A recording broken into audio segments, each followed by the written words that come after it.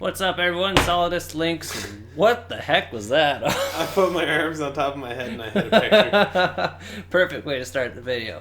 Just a nice, good old thump. So, oh, man.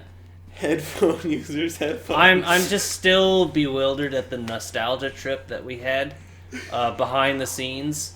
While we were watching Frank slowly starve to death before feeding him food, we were watching a bunch of 90s related stuff. Well, not a bunch, but one episode of a show called Uh-Oh. For those of you Canadians out there who are fellow 90s kids like us, oh my goodness, what a trip that was. And the episode of that show, for those of you who aren't aware, Uh-Oh is a game show, a kids game show specifically, that aired on Channel 31, YTV. Locally to us, 31. Yeah, locally to us it was 31. That's just the number I remember.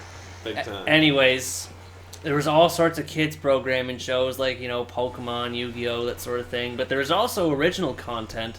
And one of the original content was a game show called Uh-Oh that was hosted by Wink Yahoo, voiced by, or narrated by Mr. Voiceman. And then there were all sorts of awesome characters like the Punisher, Quizmaster Patricia, who we spent way more time behind the scenes trying to look up what she was doing than we should probably admit. But anyways, oh my god, what a blast that was reliving that show. Yeah. That was so awesome. What other shows did we watch back in the day in the 90s? Like, I was never really a big Transformers guy. Like, I watched it now and then, but I wasn't, like, religiously into it. I think I think we missed it. I think that's more for 80s kids. Yeah, exactly. Because they had a whole theatrical movie for that group. There's Heather. That's one of the survivors we're going to take on here. She can't even bother fending for herself. I was just going to say, that seems pretty savage of you, Blaine. She was just chilling. Straight chilling, and you Frank murdered her. doesn't Cold care. blood. Look in those cold, dead, red eyes of his. Look in his eyes. What do you... Oh, Jesus! Get out of here. Get out of here, you. Anyways, other 90s shows, not Transformers. I specifically remember watching... Like, I had a VHS tape of Transformers Beast Wars. And that was like a CG version of... Transformers. I don't know why I was having trouble pronouncing that. Dinobots, that was another one. Was that 90s? I don't even know. But I do know that when I worked at Boston Pizza when I was in high school, so 2006, Yeah. everyone in the kitchen decided, alright, we're all going to be named after Transformers. And I got Grimlock. Nice. Who was like the leader of the Dinobot. The Decepticon Dinobots, Yeah. if I recall correctly. Was he the head honcho? Like the guy who proclaimed himself Grimlock? No, I was deemed Grimlock. Oh, you were? Well, obviously the boss man who assigned everyone was Megatron. Yeah. Naturally. Megatron. Yeah. So, other 90s shows. I can't really think of any other original shows other than Uh-Oh. Like, that was the one kind that... of stunned. Yeah. I remember there was another channel called Teletoon. Or not... Did I say channel or show? Yvonne of the Yukon is a show I remember. That show was wild. Yvonne of the Yukon. I'm going to have to look that one up. That doesn't sound familiar. But I guess you should probably tell me how amazing it is. So it's about this French guy, Yvonne, Yeah. who lived in the Yukon. Naturally. And he only wore his underwear and he just lived life. Oh my... You know what? I think And it's he was starting... just crazy as heck. I think it's starting to come to me. I think we're going to have to watch another episode when we're done filming here. Yvonne of the Yukon. Alright, I'll show you a picture. You'll have to put the picture of him in post. Look, Yes! Yeah! The picture I found Yes! even bleeped I his remember bottom him. half. God, he was a because whack he's in job. undies. He was loopy. He was amazingly crazy. I love that. Another original show was Are You Afraid of the Dark? I couldn't watch that. Couldn't watch it.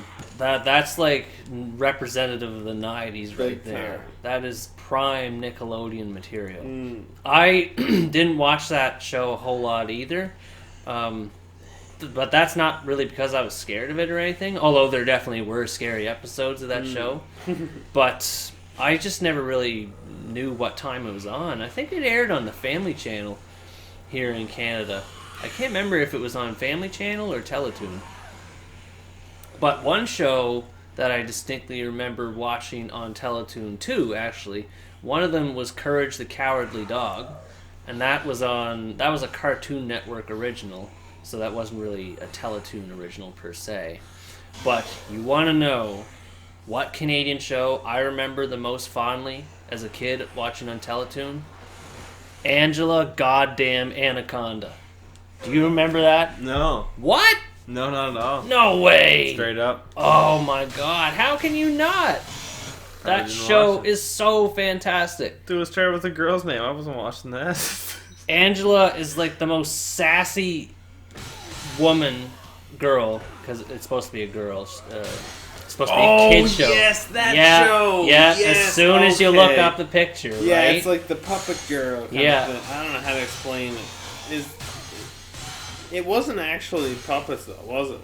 No, I think it was like papercraft, kind of like a stop animation with like South Park sort of thing. Yeah, I think you're right. Yeah. I don't know why. She was super sassy. And then there were the other characters. Like there was that chubby girl in the pink dress, and then there was the boy with the blue hair, and then I think there was like some sort of grumpy teacher. Oh, I had such a good time watching those shows from back in the day. And there was... I'm trying to think of other shows that I have in my mind. Nanette Memoir. Oh, that character. Oh. Oh, boy. So many memories just coming back in one night. Like, isn't that crazy? Like just... Nanette Manure. Yeah, right? Specifically remember Angelina Anaconda. Is it Angelina or Angela? I think it's Angela. Angela, yeah, I'm pretty sure. Yeah. Oh, it's crazy how much nostalgia two words can give to you. Really? Anyways. I can't believe that. Didn't think Oh, wait a second, Brett. We're playing a video game. That's right. Let's talk about that for a second. Why is there zombies in there? Why is this happening? Why are all these dead bodies in the floor? Why did a stepladder pop out of this woman's box? And we're not talking about that kind of box. We're talking about this kind of box. Shame on you for thinking that way. Anyways, what I was going to try to introduce the video before we started knocking on paintings and talking about the 90s was there's a few more things that we can do in this video here. First and foremost being, you saw me kill 2 survivors. We're going to kill another one up here in the security room. Now, the interesting thing about the security room at this stage in the game, we're on the 4th day, which brings to my mind another point, but I'll talk about that again in a bit. The first point being is that as of the 4th day, the security room will be entirely flooded with zombies. God damn it, Frank, stop doing that. I'm not trying to do it. I remember watching a video of DSP Gaming playing this video back in the day, and he was just like, I didn't do that. I didn't do that dodge roll. So, anyways, yeah, security room is now polluted with zombies between the 4th day and the 8th day. So if you're thinking of trying to camp up in here, just make sure all the zombies are dead first. Or you hide behind a door like this. Wait, what is going on here? Is he trying to cry for help? What the hell? I've never rescued someone up here before. Look at this. How you doing, Chris? How you doing? You don't look like you're having a good time. You should put some effort into it. See what happens if I get rid of literally every zombie other than that one that's pestering Chris. Reboot? Aren't they rebooting Reboot? Ooh, there's another 90s show. Here we go. They already did. They rebooted it, and they called it like The Guardian Code or something like that. It was a Netflix show or something like that. Oh yeah, here it is. And it sucked major league balls. Like, it was epically awful. That show gave me more anxiety than any other TV show as a child. Just because of the animation? No, mostly just like everything, like the theme of how they're always like, you know, riding down this road towards somewhere or something and kind of stuff. Yeah. I don't know, it just always got me like amped up and worked up. And what I remember most fondly about that show was the opening theme. I loved like those first 30 seconds or so where it's just like this Bob, slow Guardian of the Mainframe. Oh my gosh, I'm looking through characters. Oh yeah, that's right. There's Bob, and then there's Enzo, and then there's Dot. Yeah. There's who was the girl that had like those weird looking faces? Like she would never, her faces would never. No, hexadecimal. That's it. Yeah, she was the one that had like faces that wouldn't animate with whatever she was saying. They call her a chaotic computer virus. Oh, okay. Yeah, her face is a series of masks, each portraying a different emotion. Yeah, and it would never. She would be saying words, but her mouth wouldn't be moving with whatever she was saying. It would just be represented by the mask. Like the TV. Oh my lord. Oh, I'm gonna have a hell of a time putting all these characters in the screen when I'm editing, I tell you. Anyways, we took care of 3 survivors. We're gonna go after one last survivor that appears at about this time, and that is you. He is in the meat processing area, which gives us a good opportunity to go down into the maintenance tunnels, which is by far the most unsafe area you'd wish to visit on any playthrough of the game, especially Infinity Mode when your health is already slowly depleting by itself. It is absolutely swamped with zombies. I do not recommend going down there at any point whatsoever, just because of the amount of zombies. It can really ruin your run in a heartbeat if you get stuck. Of course, since I'm an idiot, I'm going to go down there anyway, just so I have something extra to talk about. Just so we can be extra.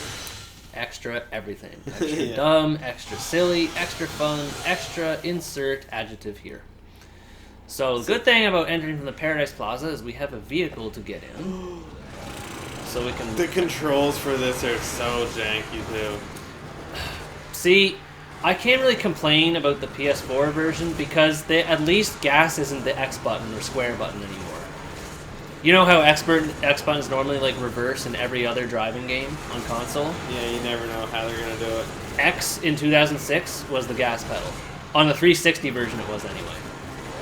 So, yeah. Oh yeah, that's the second point I want to talk about. That sign reminded me. The food court. Stay away. It is now the 4th day, so you do not want to be anywhere near a door going to the food court on the 4th day, because if you enter that area, you're going to have a bad time.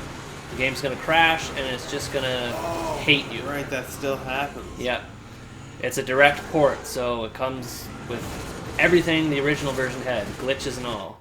So stay away from the food court. Can't stress that enough. What we want to do is go to the meat processing area instead, the direction I was going to before my brain decided to trick me. And the last survivor in this current time period is in there. And we're going to snag whatever food he has on. Man, zombies, like, flesh must be really light and airy. They're not really slowing down much at all. You know, there's actually there's supposed to be a mod that came out. This is originally supposed to be only a 360 game, but naturally it found its way emulated on PC. And someone made a mod to make the zombie flesh more realistic. So whenever you hit it with... If you hit a zombie with a simple weapon like a meat cleaver, which normally doesn't dismember zombies, it will actually take off like a leg or an arm. Not necessarily killing it, but it'll get rid of it. Yeah, I get you. So the important part to think about is that it tells you that, hey, zombies aren't supposed to be this well intact. Their flesh is rotting. They're supposed to be falling apart. And then that mod sort of addresses that. But it's not really a well-balanced mod, per se. It's just kind of done for the sake of authenticity. It's not really something that helps with the gameplay. I don't think it would, anyway. But I do not have access to that level of hardware, so I would have no idea. I wonder how hard it is to emulate 360. You would have to ask Stipo that question. His channel is entirely dedicated to this one game.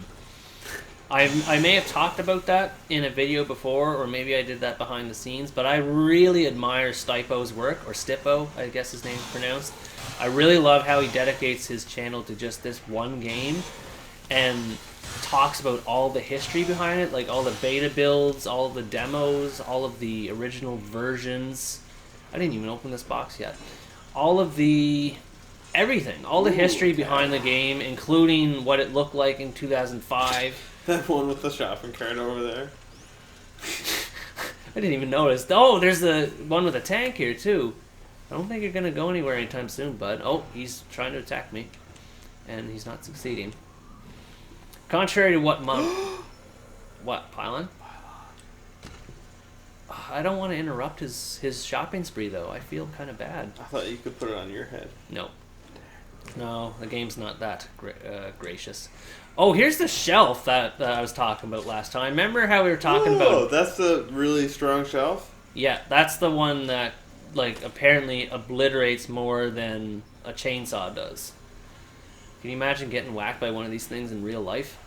Like, let's test this out. It wouldn't feel too good. Yeah. Frank's such a tank. He is. He doesn't even care. Frank the Tank. So, and then the sausage racks are back here. I just remembered there's zombies here as well. Come on, die, you. That wasn't a very graceful blow, wasn't it? Aw, shoot, you got a whole bunch. What was that, Brett? I couldn't hear beyond all the excitement you were just trying to contain. You got blood on your hat, man. That's alright. In Dead Rising, everything washes itself.